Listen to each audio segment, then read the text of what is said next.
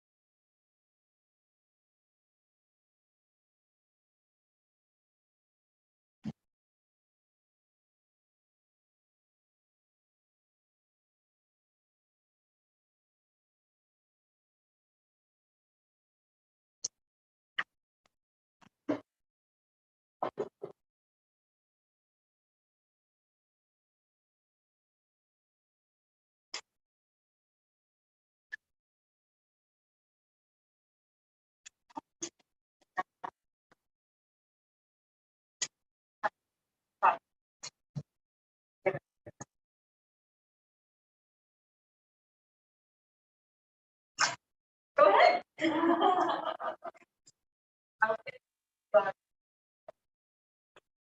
So it's just not worth it.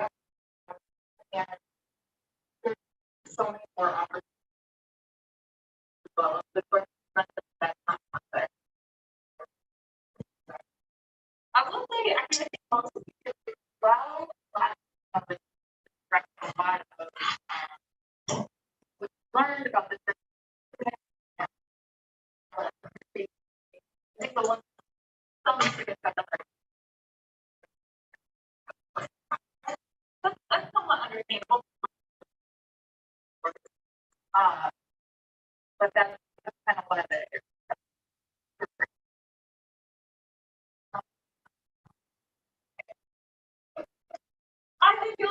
the course goes on, I didn't but as far as the example, the first article I want is the first one is actually for laying the groundwork for here's the first 10 activities that I've tried, here's my where I want to go with the project, here's my goal. Yeah. We'll look at one of them, or one of them together. Yeah.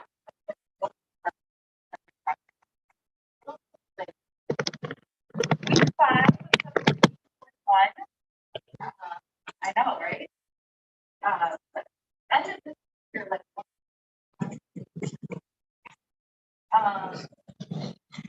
so on our agenda for this week, we'll do a little section about capacity, a little bit for our small groups about your self-regulation, your project. And then our focus is going to be on round chapter 4 on community and chapter 4 on audio. So for this week, the main things are the quiz that we on chapter 4 is 12. Your second journal, and then there's one video, and not very long, but I just want to read everything Saturday and then do a fight. I'm gonna have you get into the moment.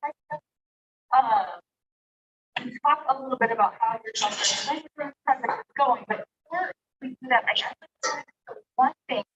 I think the thing that sometimes is the hardest for students about the journal or the thing that they're not quite sure what they're doing is the table on activities and principles.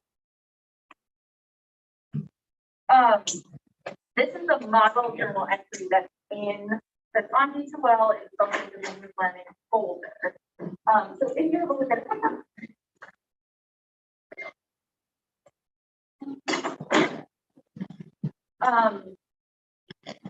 on the left in this table, activities and techniques, that's actually things that you're doing as part of your language learning activity. So you'll see over here that this person wrote written Italian phrases into English and vice versa. So writing here, they are writing phrases from in Italian, translating them to English, and then the other way around, writing phrases in English, translating them to Italian.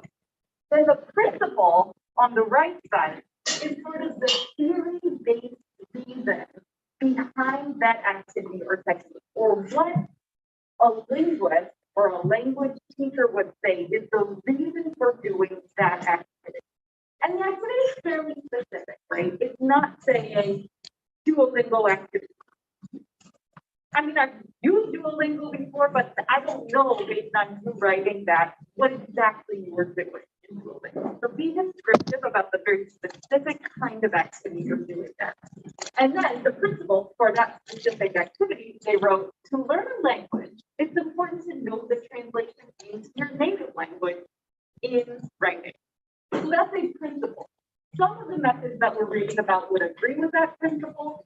Other methods that we're reading about would not agree with that principle. But this is sort of the theoretical reason behind doing an activity like that. The idea on the right is an idea that we have about something that should be helpful in language work.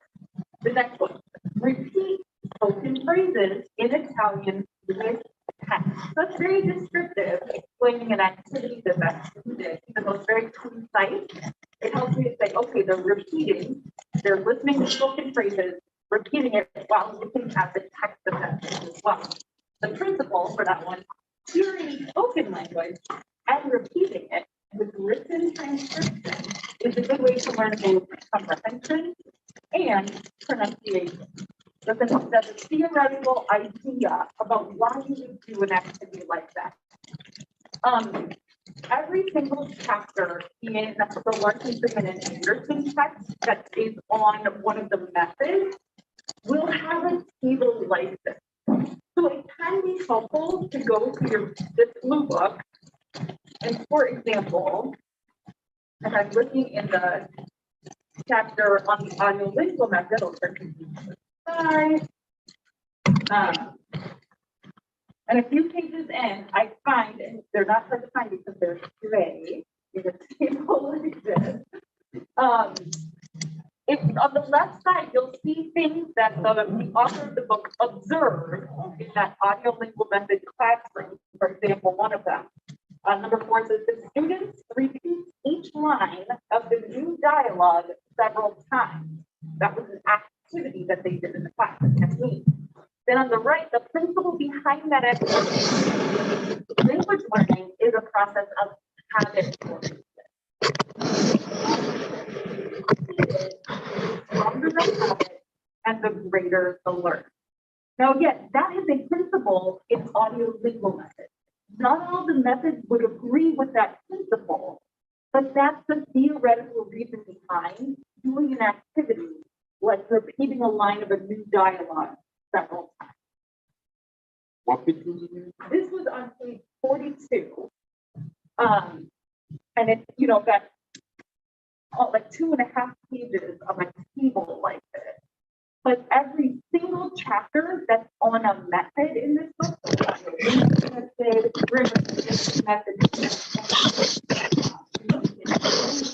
all the methods in this book have a table like this that describes activities on the left and principles on the right.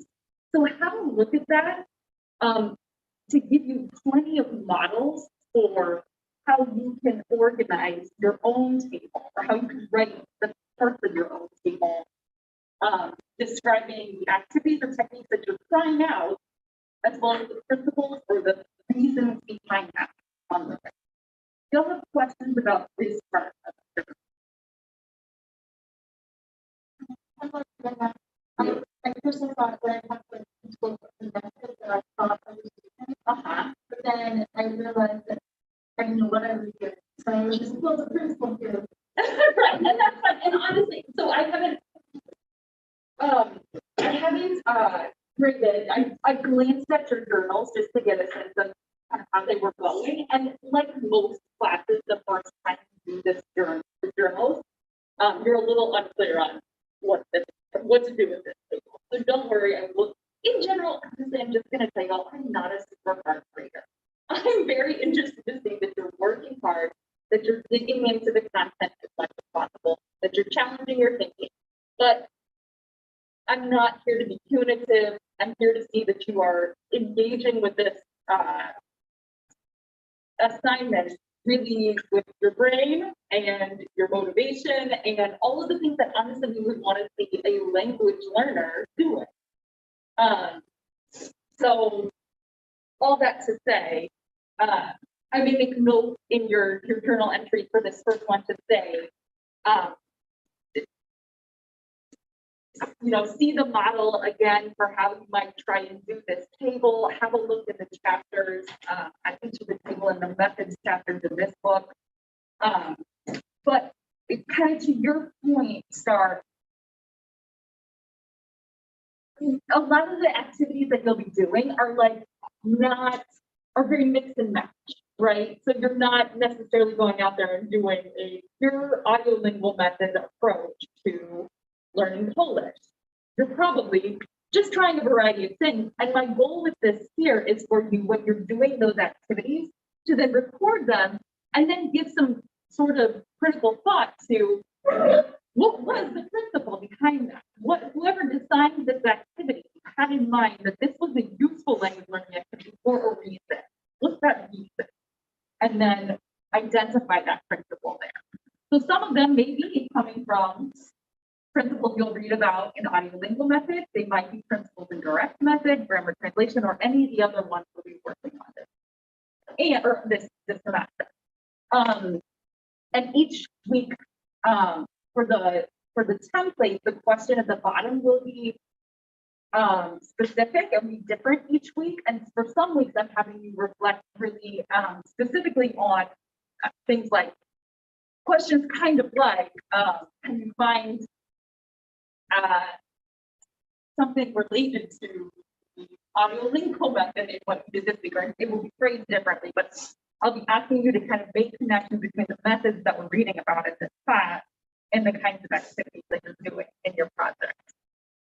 Which is another reason why it's important that you're not just doing the same activities every week, that you're not just sort of finding a YouTube channel, watching those, and also doing Duolingo. And that's the extent of your approach. You've got to be searching out additional resources, things you can try to do like this experiment. And to that end, let's go ahead and maybe, so remind me, who is trying to learn Polish? It's two of you, and I'm going to be a third who's not here at this time, but okay. So Star and Valentina, who is trying to learn Korean? And I think Lovely also, but she's not here. Mandarin, which one are you trying to take? The French? That's right. Okay. Tony is Italian. They shall Spanish. Okay. Well, in that case, the two of you are trying to learn Polish, maybe the two of you, Sarah, and other than that, maybe just. I can team up with her and her. I know Spanish and Italian. But do you? Okay, That's actually a good idea. Yeah, and then maybe you should team up. And the things I just want you to talk about just for a few minutes are: what language did you choose and why? Goal setting. What are your, when you wrote, in your journal entry for this week, some of your goals in learning this language? What are those? Any resources that you have found or that you know of that you might try? And again, all the resources that you plan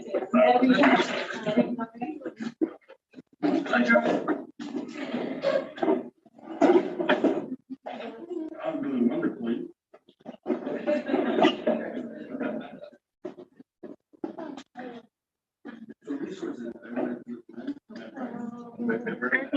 Mandarin Chinese. Because I speak Cantonese, and some of the words in Mandarin is similar to Cantonese.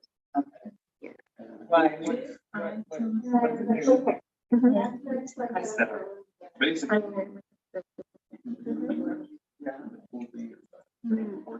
I don't study.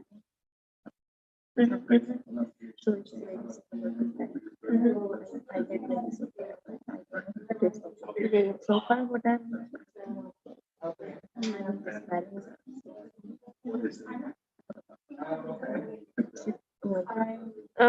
I think for the goal, I just like copy what I kind of wrote for the discussion board last week, or like the week before.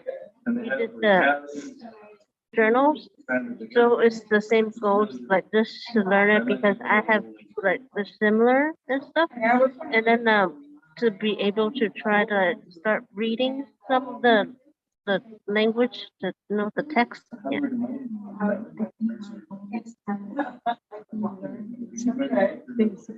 Yeah.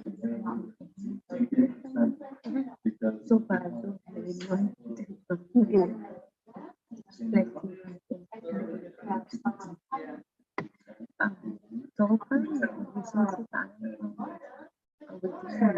Right now, I'm having trouble.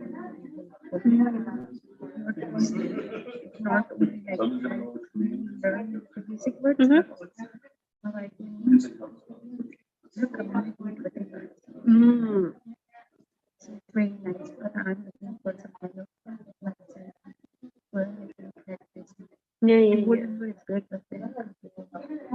yeah. I've been I used to Duolingo and YouTube.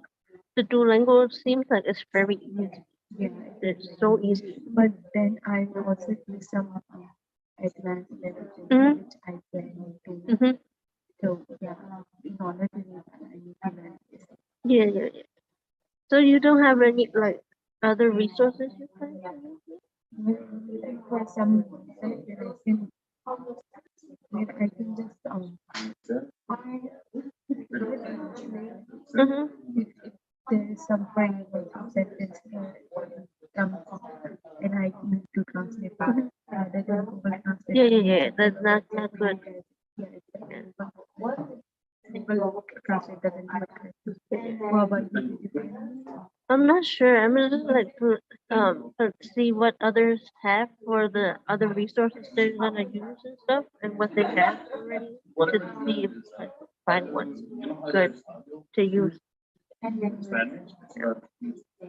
I will find those English letters. But then- I was struggling with the journal for the first one. With the chart, that part was I really struggled. Like, Did you struggle with the project? those of them were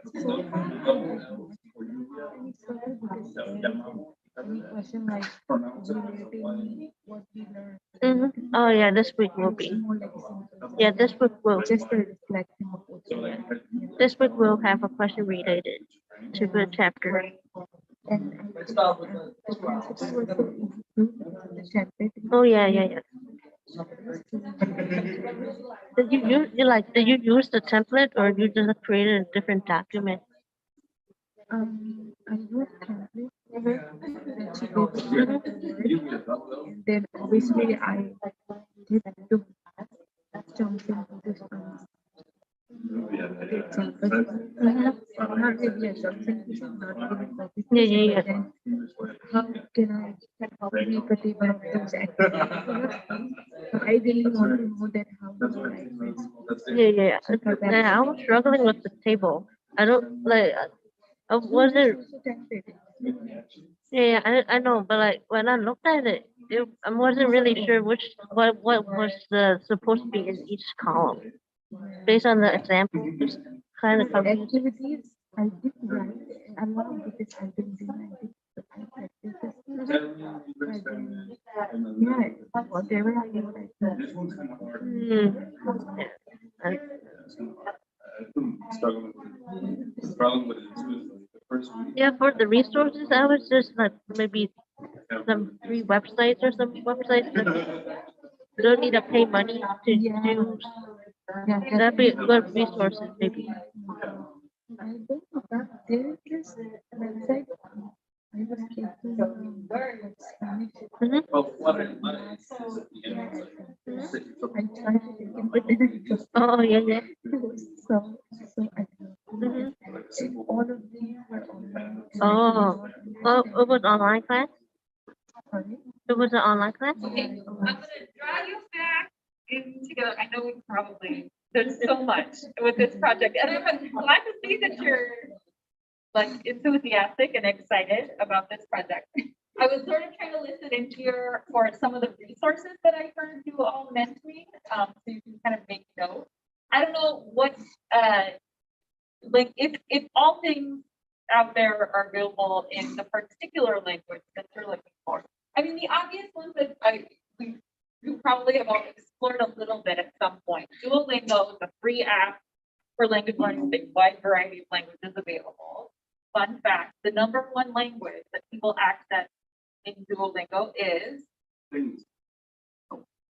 And, no. yeah.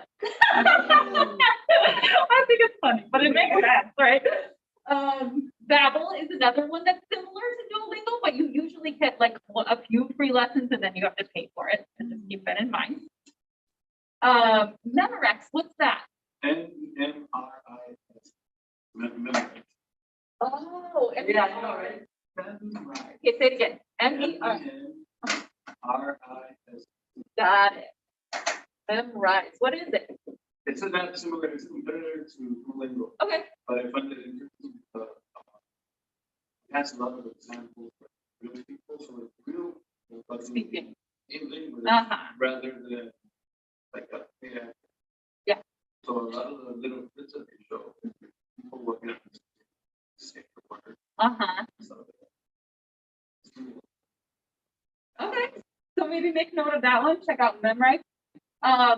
One that I often point people to is News in Slow, where you can listen to kind of current events and news in a variety of languages. I think it is mostly European languages, but they may have expanded since I've last been to their website.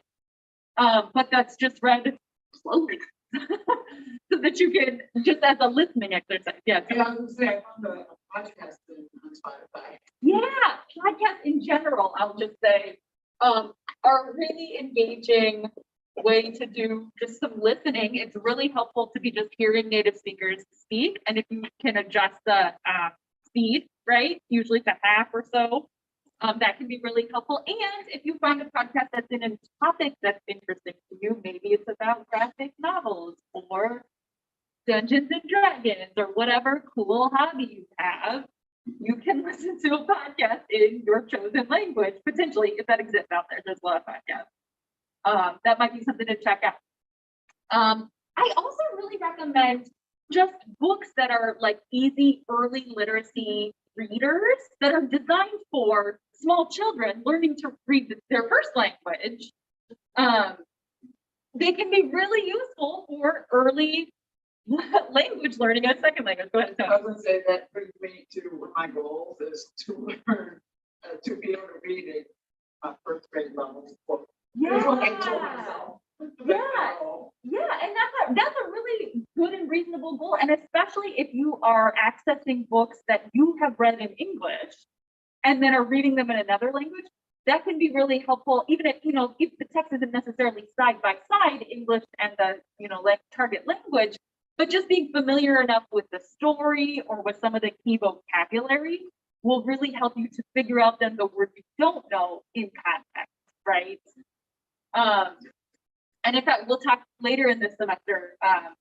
Stephen Crafton, remember the Susie guy from the video last week? He's really, really into this idea of reading fiction just for fun, being an extraordinarily effective way to acquire language and acquire, not learn, but just by virtue of enjoying what you're reading in a target language.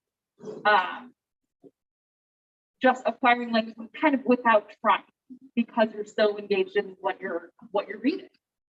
I heard you also say, Manuel, nursery rhymes. So maybe like what YouTube videos, looking up nursery rhymes and. I still remember.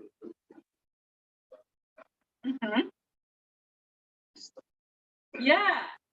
And it's similar to sort of music, right? I remember a lot of the songs that I learned in my high school Spanish class because music just activates your brain and language learning in different ways than speaking. Nursery rhymes involve a lot of rhyme, so they activate, your brain is able to sort of hook onto them in a different way. They're also designed for children who are learning their first language typically. So it's usually just very extensive approach. Are there other resources others of you have found that might be helpful? Yeah.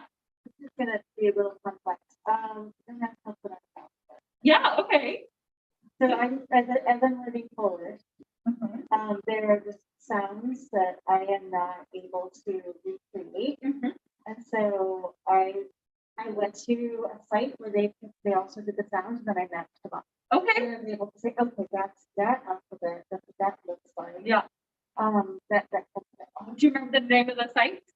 I think it was like International Phonetic Alphabet Sounds or something like that. Okay. But I can find it.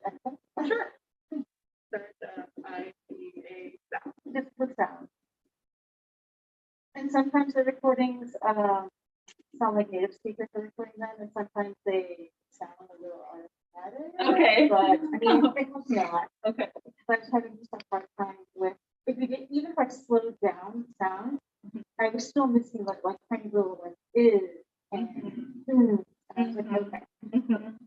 Absolutely. Yeah. So especially if your language has phonemes that your target language has phonemes that your native language does not, it can be very helpful to target in on some of those phonemes by looking at resources around IPA. Other resources, websites, books, things that you folks have started to find as you begin this project. Music, like music in that language, without not being able to find the lyrics. Nowadays, that's something I did for.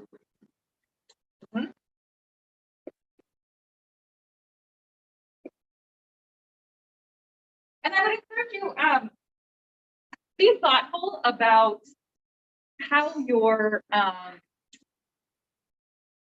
the kinds of activities you might put together yourself, right? So if you're just going onto Spotify and like searching up like Portuguese music or something like that. Explain to me how you're intentionally using that as a language learning activity, right? So don't just like put it on in the background while you're like cleaning the bathroom and forget about it. So I might go and then be like typing your language learning journal. Like I had one student once explain to me that he played like FIFA and changed the languages to French or something. And he was like, I was just doing a really natural acquisition approach. And I was like, maybe you're just so explain to me how it's like an intentional activity that you're actually exploring in this way. Because I'm open to these creative approaches, but give me a little bit of how your thought process was working. Was it effective? Why and why not? What was the principle behind those kinds of things, etc. So I did something like your friend, where I started putting things in the background so I could start differentiating forward from the response language in my neighborhood. And I tuned it out. And so I was like, okay, that's too passive. Yeah. So and that's I would reflect on those kinds of things. I tried this and realized it was too passive because I'm used to tuning out sounds which don't have meaning for me, right? That's what we as humans normally do. I was like, caution, no. That part didn't work too well. Next, as we were going through this process, if you come across a resource that would be helpful, bring that to class and just let us know the next time. Because sometimes as we get into this, you'll hit a spot somewhere along the line where you're like, I'm running out of ideas. And that's why it's kind of helpful to hear from each other what you're checking out. But take a picture of this or note it down in your notes as a list of potentially helpful things. And if you walk into most Chicago Public Library branches, they'll have a section on easy readers in other languages. Depending on the neighborhood, if you're here on the Northwest Side, you'll probably find that in Polish. If you're in many neighborhoods throughout the city, you're going to find Spanish. Chinatown, probably for Mandarin, etc. You can also access a language learner called Mango Languages if you have a library.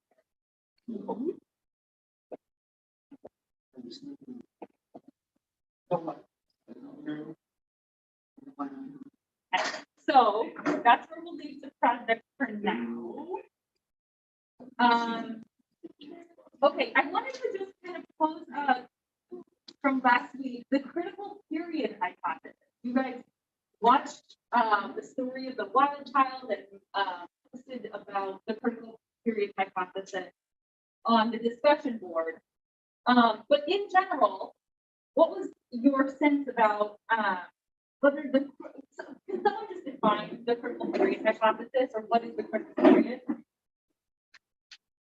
In short, succinct, basically, it's believed that there is a certain point that your language acquisition will not be as successful. I mean, what we determine as language, like being able to use grammar, etc. During puberty, and after then, it's more difficult, and that's in a nutshell. Yeah, absolutely. So this idea that there's this sensitive or critical period in a child's life that during which they are more sensitive to being able to acquire language, and after which it becomes much more challenging. Most people would identify that point as being around the onset of puberty. That after that point, acquiring language becomes much more challenging.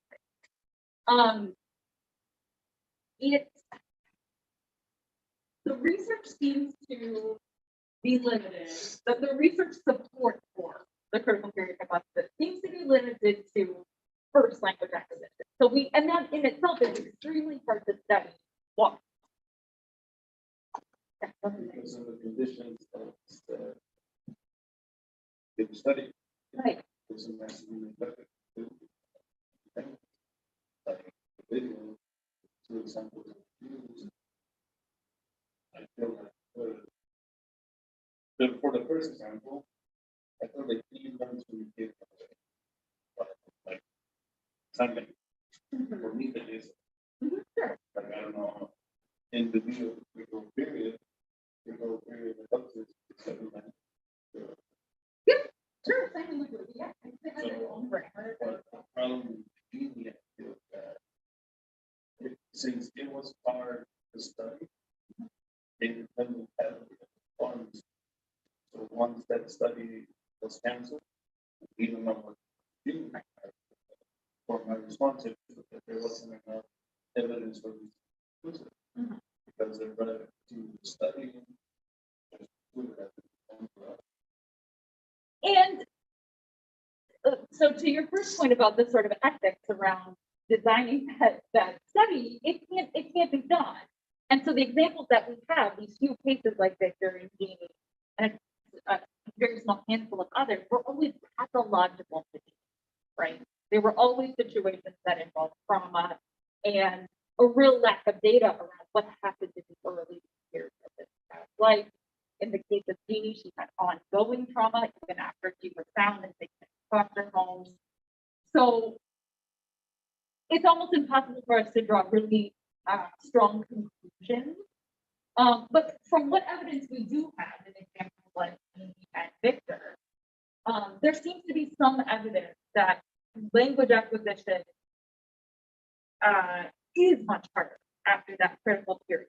Jeannie was able to develop, and Victor were able to develop a lot of vocabulary, but had a much harder time with grammar, putting them together in meaningful ways, consistently, to express what they wanted to. They got their meaning across. It's not as if there's a, like you said, Victor was able to communicate using gestures and using other sounds, but putting it together in a way that a sort of normally developing child could using French that didn't end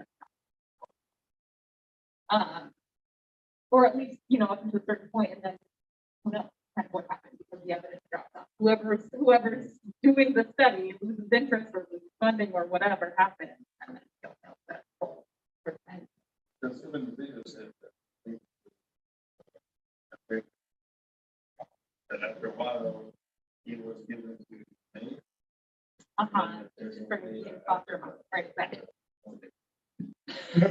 Right, yeah, and right, which continues to speak to the tragedy of these kids who were interesting for a moment to some.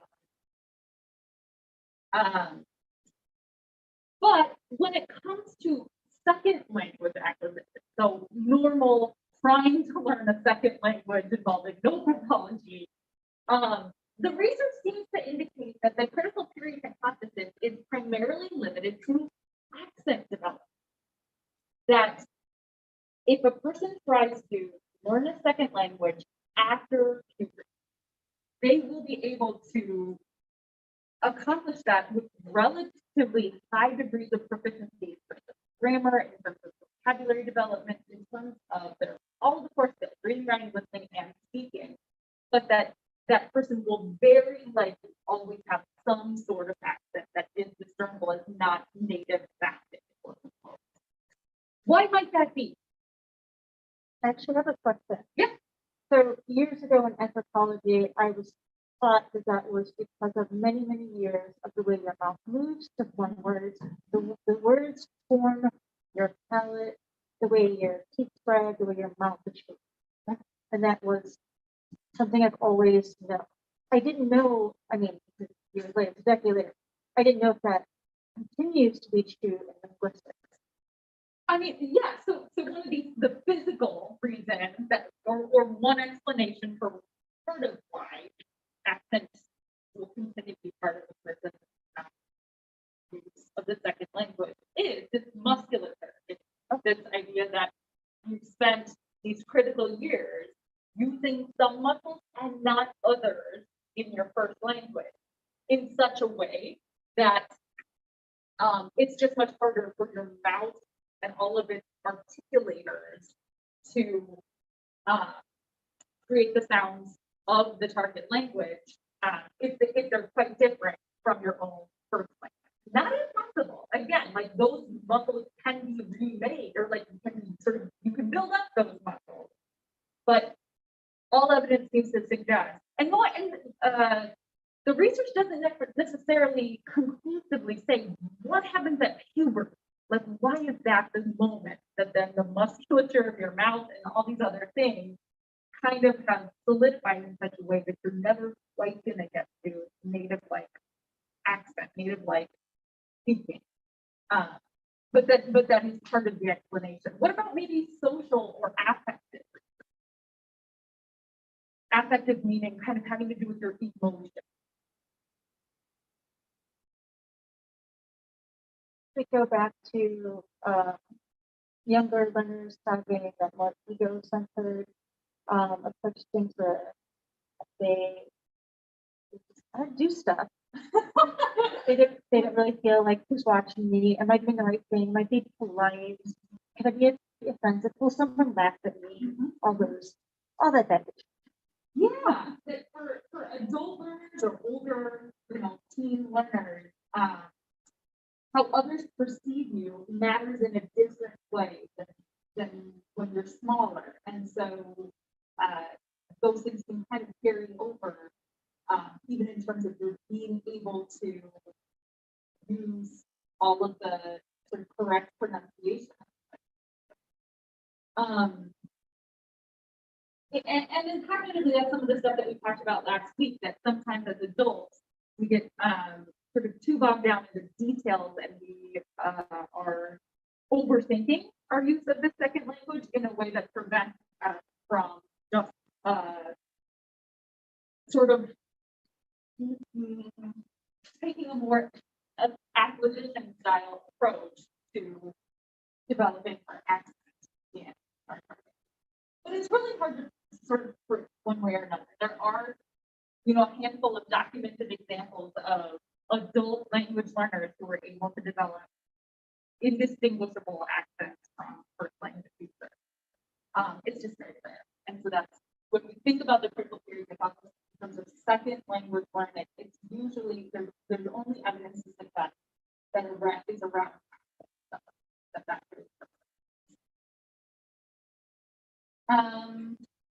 so with that, we'll move then on to chapter 4 in Brown. So in chapter 4 of Brown, we're looking at those 3 psychological schools again that we looked at about 2 weeks ago, I think, and how they impacted linguist thinking about language learning and language acquisition. So the first of those 3 schools, as you might recall, is the behaviorist. The behaviorists were really primarily concerned with the visible manifestation of language, what they can see us doing with language, not how it happens, not what's happening in our brains, or anything kind of under the surface, just what we're able to do with language that can be observed. It was very influenced by Pavlov and this idea of classic conditioning. So again, the Pavlov's experiment with these dogs, where he would ring a bell, would set the dog, and then the dog became, after repeatedly doing that over and over again, the stimulus of ringing the bell precipitated the response, which was that the dog would salivate when they heard the bell, even if the dog wasn't presented with food, because the dog was so been conditioned to expect food whenever they heard the bell. The idea was that by repeating an action over and over again, we develop habits. That this is true not only for dogs or other animals, but for humans as well. That when we have the same stimuli over and over again that teaches us we can expect a particular response, we become conditioned to do it best. Also influential in the behaviorist school was the idea of operant conditioning.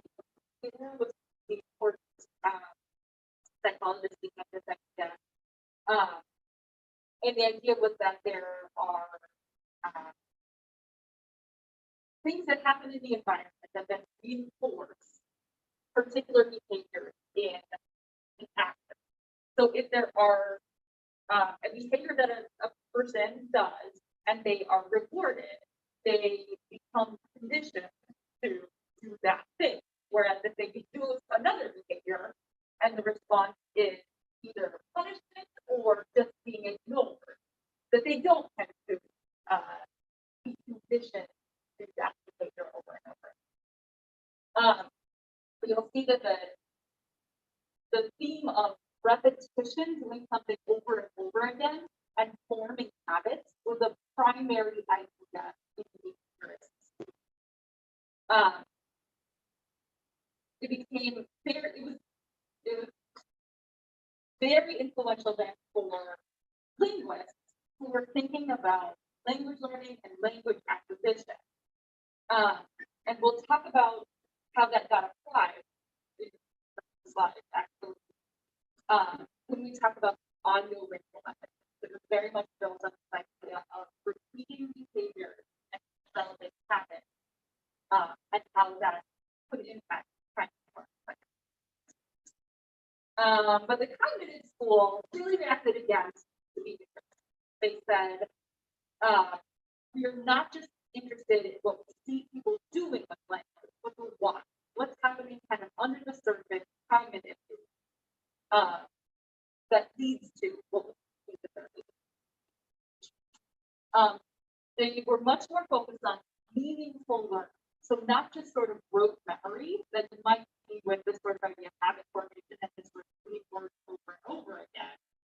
They were much more concerned with learning language in a way that that has like sort of true meaning behind it, and not just sort of repeating like So experiential. They were less concerned with the experience so much as this idea of new information being sort of subsumed. The TESL had this subsumption theory, this idea that you already have sort of a schema in your brain, and new information gets either sort of built onto or subsumed into that information or schema that you have in a way that's meaningful, or else it won't be learned at all. So sort of the idea of like, if who's ever taken a test or a quiz where going into it, they had to memorize a lot of sort of discrete facts or the meanings of words or dates in a history class or something like that, and you cram this sort of disembodied information that's just facts, or words. You go and you take the quiz, and then you walk out of the room, and right? I think we all have that experience, right? And who now knows anything about these people in the Revolutionary War? Probably very few of us, right? Ausubel would say that's because it wasn't integrated into any sort of meaningful schema that we had. They were just these sort of rote pieces of information that we memorized for a time, but didn't get sort of integrated into a broader sort of meaningful understanding of anything else. So again, this idea of you need to relate new information to information that we've already learned, and then it gets woven into the existing cognitive structure. And this is kind of the basic behind the idea we in education talk about the idea of scaffolding, that we can't just kind of expect students to take new information or very difficult tasks and be able to sort of jump to them and know them or use them, but that we have to sort of create the scaffold or create supports that help to build their schema or their ability to be able to do the tasks, or giving them kind of a bridge from the known to the unknown. Also related to this is the idea of what they call cognitive pruning, or this idea that your brain is taking in a lot of information all of the time, and that if it doesn't get sort of woven into the cognitive structure in a meaningful way, like the new information you're taking in doesn't kind of build into your broader understanding of the world, that over time, sometimes a long time, but sometimes a short period of time, your brain will just prune off the information that's not meaningful, that's either unnecessary details or that didn't get sort of integrated into your already existing framework of the world. So again, after what was meaningful for the quiz on the Revolutionary War was that you memorize names and dates for a short period of time. And then once you walked out of the room and the Revolutionary War had no bearing on anything else, you walked out and your brain started pruning away or cutting off the unnecessary information that had no meaning. So that was the sort of big difference that, or it was quite a revolutionary change from the behavior school, which was this idea that you do just repeat and repeat and repeat and build the right habits around your understanding and use of information. The cognitive school said, no, if there's really no meaningful schema in your brain for that to build into, this information will be lost and won't become part of your learning at all. But the social constructivists, they would have been more interested in kind of what you were saying, Sarah, about experience, right? Not just that you're sort of building on a schema that you already have started in your brain. They were much more interested in sort of the social context and the environment in which one is learning. They had a much greater focus. Carl Rogers was one of the important thinkers in this school, and he was really influential in helping us think about learners as whole people. So it's not just sort of brains inside of bodies, but as integrated whole people who have physical bodies and cognitive capacities and emotions and exist within a social world and relationships around them. And that when we think about learning, we have to think about people as those sort of whole. Paulo Freire built on that idea.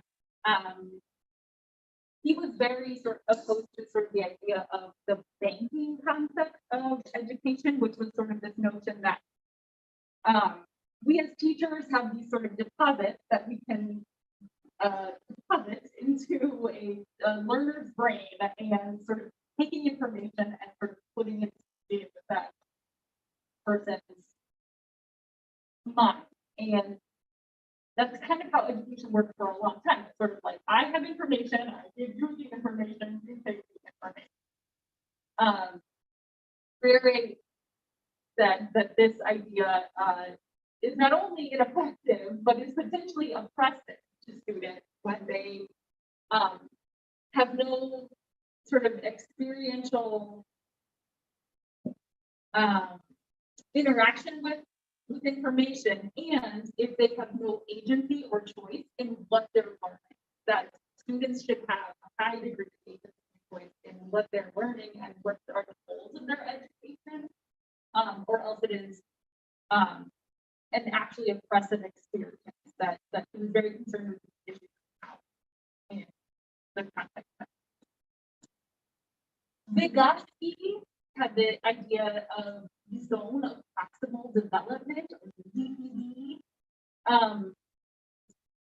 which was sort of this idea that you start with this, every learner has a sort of current understanding and ability of what they can do without assistance. This is where they are right now.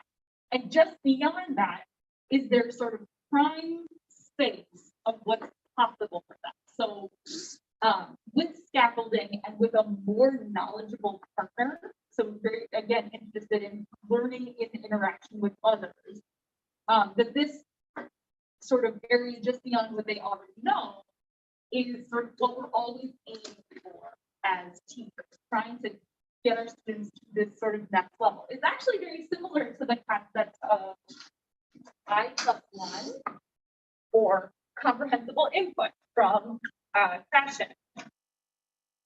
This idea that if I is what I currently know in terms of language, I+1 is specific to language learning, whereas CPU is broader, just anything you might want to learn. If this is what I currently know in a language, then that +1 is kind of just above my current level of comprehension. And that's the level of language that we always want to be sort of using with language learners to keep them progressing. So the ZPD was a very similar idea. There's an area beyond a student's zone of proximal development, which is out of reach for them, which is just too hot, which is the listening to Polish that's you know, at a way different level so that they just start tuning it out because it's not acceptable. But within the DPD, that's just you know, what's just above what they currently have, and with scaffolding and a more knowledgeable partner, that's where they're able to keep their learning. So again, the kind of common themes that we would find in social construction for human school are the importance of social interaction, that learning happens within social relationships, and the focus being on the learner, the student, not so much on the teacher, the one who's teaching. And with that, having sort of learning outcomes that are negotiated, or that the student has a lot of agency and control or say over, and a very sort of student-centered learning framework. So this is a table that you'll find on page 92 of Brown. I find it to be a very helpful, just like clicking during the bulletin list when I'm trying to think about these three schools. Because we will come back to this and we will sort of refer back to these three schools across the course of the semester. So I like to go back to this because it helps to kind of break down the most important differences between these three. Because these schools have been very influential both in terms of how we think about human learning, and therefore how a lot of language teaching methods were developed coming out of these different understandings about how people learn. So the behavioral school, again, with a lot of focus on conditioning. So if you do this desired activity, we give you a reward, and you condition to do it over and over again. Stimulus response, that idea of reinforcing the behavior or the language that we want you to use, and the emphasis being on just what we can observe in the physical world. Whereas the cognitive school had a lot more emphasis on that your cognitive connection, what's happening in your brain as you're trying to learn language, that it has to be meaningful, that it has to be kind of finding places to attach to your already existing understanding of the world. And again, that's that subsumption theory, the idea that new information has to be sort of integrated into information that's already there. Systematic forgetting, again, things that are not meaningful or helpful, they get pruned off, and the emphasis on what's happening inside your brain. And then finally, the social constructivist, the idea that learners should be autonomous, or have maybe a better way to put that would be learner agents. They should have a lot of choice in their learning. Thinking about people, learners as whole people who have both brains and bodies and social relationships and emotions. Giving a lot of power and choice to students. Language learning happening in social interaction. Language as mediation, so being used to actually communicate meaningful things between people, and the emphasis being on sort of social and emotional relationships. This, like I said, I recommend you kind of dog ear or make some kind of note of page 92. You can come back to this at a different point. So this is going to kind of conclude our explicitly looking at these three schools, but they will continue to kind of come up as we go. So any questions about these three before we move on?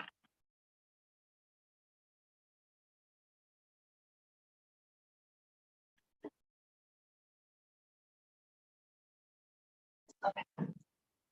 There were a few other important ideas from Brown chapter 4 that I'll go over before we get to Iowa method. One of those ideas was transfer. It's sort of the idea that, and we mentioned this idea before, but the idea is that all students who are learning a second language have already a first language. And so that will inevitably impact their learning of that second language. Some of that is positive transfer. Positive transfer is sort of the idea that you're taking tools from your first language and utilizing them to your use of any additional language. So most languages have most of the same phonemes, for example.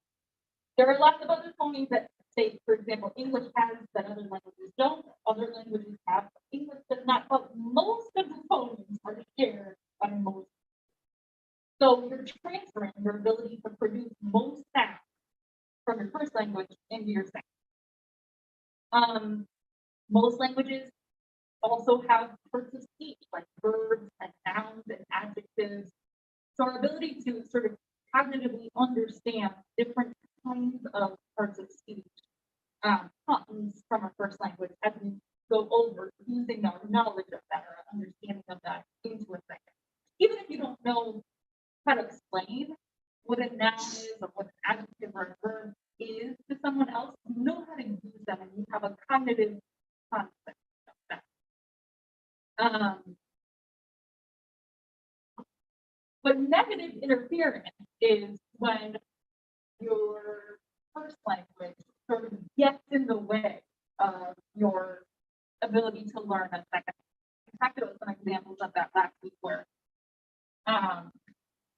like a positive transfer might be something like a cognate, a word that is very similar in English to, or your first language to another word that has a similar meaning in a second language.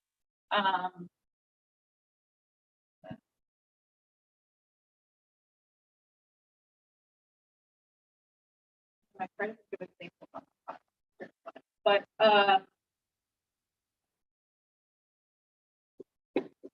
interested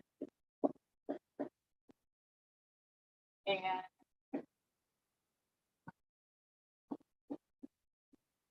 interesada in Spanish mean basically the same thing. There's lots of cognates between languages that have some like are both used, for example, Latin or if they're sort of linguistic root is similar, you'll find a lot of times. But negative transfer, or sorry, negative interference happens when you know a word in your first language that sounds a lot like a word in the target language, but it turns out they don't mean the same thing, and you're trying to sort of make the cognate happen. Also, negative transfer can happen in terms of word order. So English is a subject, verb, object language. We typically subject, verb, object. So we would typically form sentences with subject I, verb love, object you. If your first language is subject, object, verb, you might continually try to apply the grammar, apply the syntax, the sentence structure by telling your beloved that I love. So that's something we'll continue to talk about a little bit. But this idea that no matter what, your first language will impact all of your attempts at learning other languages. Sometimes it's positive, sometimes it's not. Something also that happens for a lot of language learners is the idea of overgeneralization or learning a rule, but then applying it where it doesn't belong. So code or applied where we really would want the irregular past tense verbs when for who that happens a lot with language learners. Also, something like doubling up the auxiliary verbs or the helping verbs. John Denson's can't study can become very confusing when formulated negative sentences. A couple of other important ideas from Brown chapter 4, the difference between inductive and subjective learning. So inductive learning is kind of what you see here, going from the specific to the general rule. So getting lots and lots of examples and then deriving the rule for yourself. Whereas with a deductive learning, it's the opposite. You're going from a general rule and applying it to specific examples.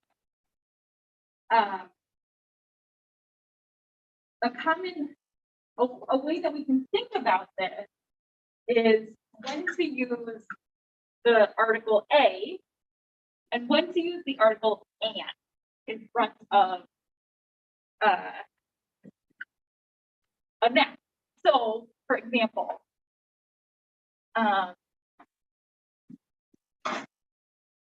we might give, in an inductive approach, we might tell students, I like to eat a banana.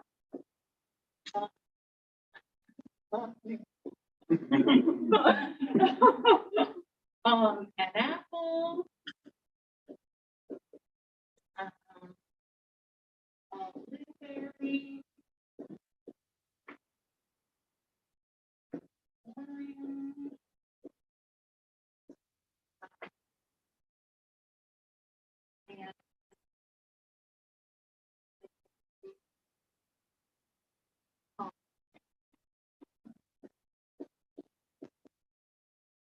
And and ask them, what do they notice about where we use a and where we use and? What do you notice? A is in front of what? A is in front of consonant. Okay.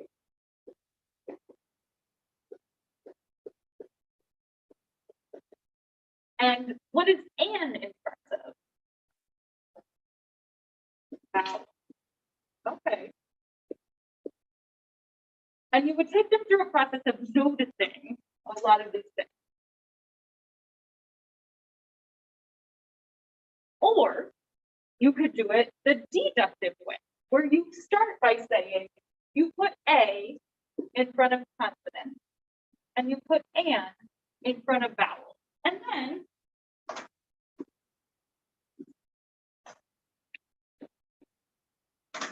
And then you ask them to apply the rule. So, okay, then they look, okay, I'm looking for consonants or vowels. I see a consonant, so I know A. I see a vowel, so I know and. I see a consonant, so I know A. I see a vowel, so I know and. And so on. In the first example, we give a lot of examples. They determine what's the pattern, look for the rule. In the second deductive, you give the rule, they apply to the example. But you must be very careful with the explanation of the rule, because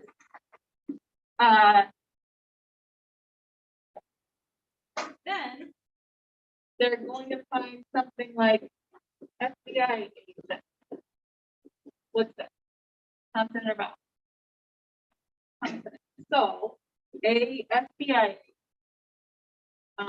University. What's this? Vowel. So an university. Hang on. Things are breaking down. Because do I usually say FBI agent? What do you say? An FBI agent. You usually say an university? No. What do you just say? A university. What's the problem? It's too complicated language. It's not. It's no more complicated than any other language. But this is not exactly the rule. Does anyone want to tweak it a little bit? This is what most of us learn in school. It's not the actual letter, right? It's the sound. It's not a consonant letter so much as it's a consonant sound, because here we have university, and here we have FBI agent, right? So we have a vowel sound here, we have a consonant sound here. This is my approximation of idea, but university and FBI agent, right? So the important piece of this idea of inductive learning versus deductive learning is, in inductive, you saw, I gave the examples, the students look for the pattern and learn the rule on their own. Sometimes explicitly, sometimes implicitly. They just learn to use it by recognizing the pattern without defining it. But with deductive learning, you do the opposite. You give the rule, and then students apply it to specific examples. What's important is that we teach them the right rule. And that's especially important if it's deductive, if we're giving them the rule so that they can apply it appropriately. Now, most of us do. I grew up learning, oh, A goes before consonants and those before vowels. It wasn't until graduate school that I was disabused of, hang on, but then why does it break down? Because some of these things, it's about sound. Automatically, but I was like, wait a minute.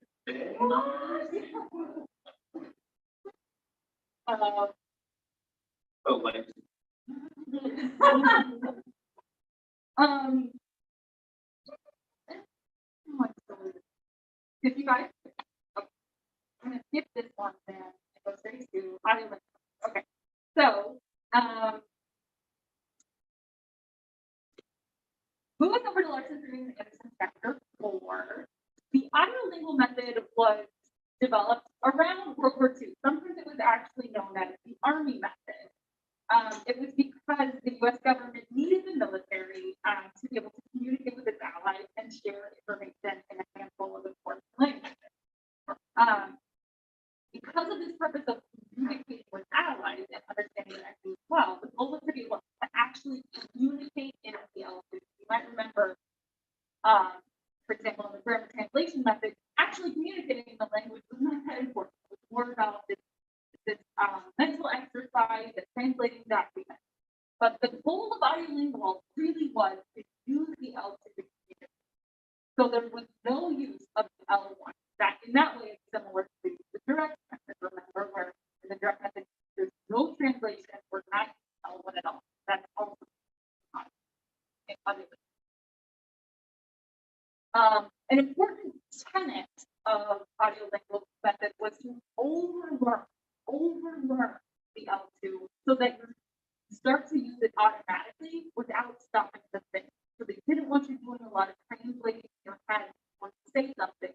You should just overlearn a lot of words and phrases so that they start to come automatically. And so it was a clear example of that first school of thought that we looked at called behaviorism. The emphasis was on a lot of habit formation, a lot of imitation, so a lot of repeating after the teacher or the leader, saying what they say and the student repeating. The idea being that the constantly hearing words and phrases that are useful, repeated again and again, stimulates the sort of correct response.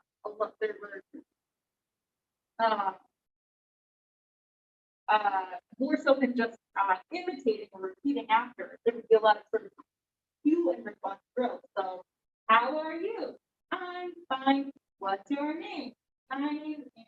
This back and forth, word phrases, or the teacher says one thing, the students know the rest of the another.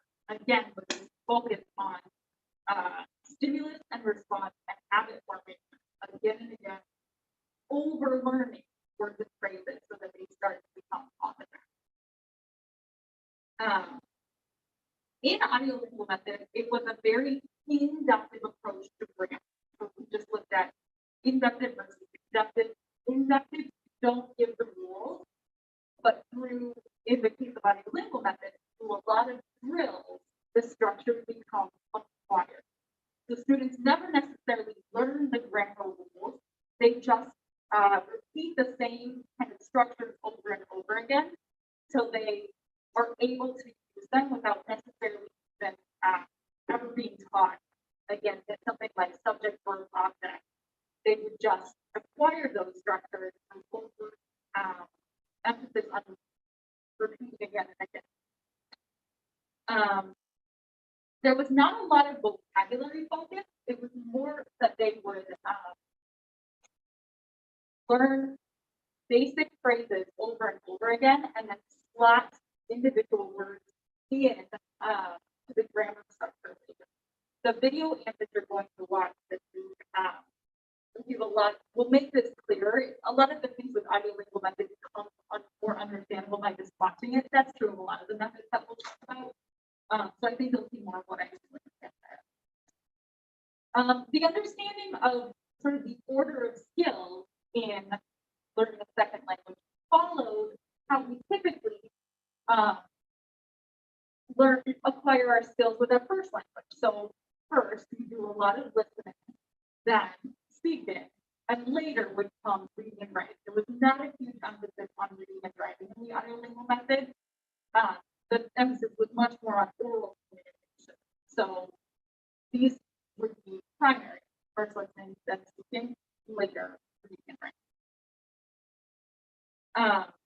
Also, with, again, that sort of dangerous approach, there was a huge emphasis on accurate pronunciation because the thought was students need to acquire, they need to be able to say things accurately at the beginning, or they'll develop bad habits of pronouncing things wrong. So right at the beginning, repeating and repeating and repeating again and again words and phrases until students can say them accurately, so that the right behavior or the correct pronunciation is reinforced and the undesired behavior is sort of forced out.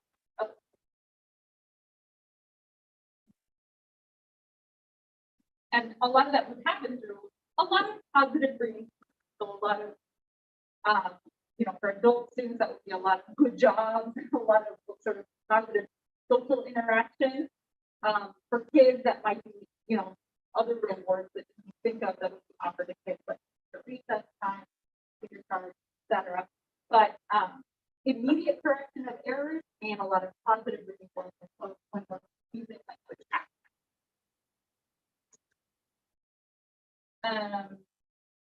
When you do the video answers, you'll see that there's examples of a lot of simple dialogue. So scripted kinds of conversations that you would memorize and participate in again and again and again. The idea being that after being able to do a lot of different examples of these dialogue for students, repeat the lines after the teacher, and then are able to sort of say a whole dialogue, that builds up their ability to then later use the structures, the sort of grammar structures that were part of that dialogue to say other. Also, a lot of different kinds of drills. So simple chain drills where students would just repeat after what the teacher said. Then what they call single slot or multi-slot substitution. So something like, we are going to the store, over the picture of the store. Then we are going to the library, over the picture of it. And there's a plot in the sentence where they change out what the object is, where they're going, using either pictures or other sort of global cues to indicate to the student what they're switching out in that box. Sometimes there would be multiple slots that they would switch out. We are going to the store. You are going to the store. She is going to the library. Sometimes switching out more of those things. But the idea being that then students come to acquire the structure of the language by slotting out those different things. Also, another technique would be this backward buildup, where you would start with one small piece of the same sentence and then add more to it until students get something like post office, the post office, the post office, to the post office, to the post office, going to the post office, going to the post office, I'm going to the post office. And again, this idea of building up from one small piece of the structure to long.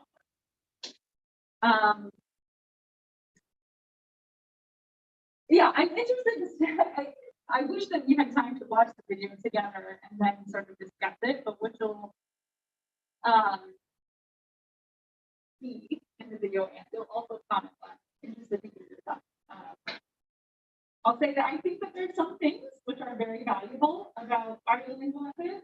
It's also a method that's kind of really fallen out of favor at this point, and there's one thing that I hope you'll comment on as you're watching the video. What do you think might be useful and valuable about it, and why might it have? Questions before we go?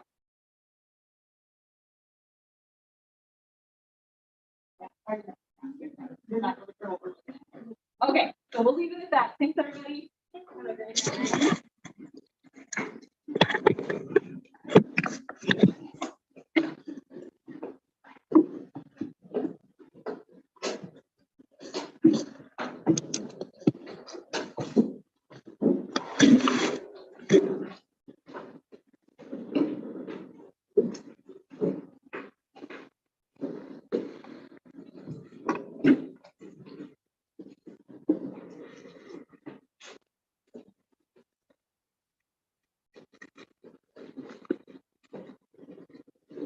Have a good day. See you next week.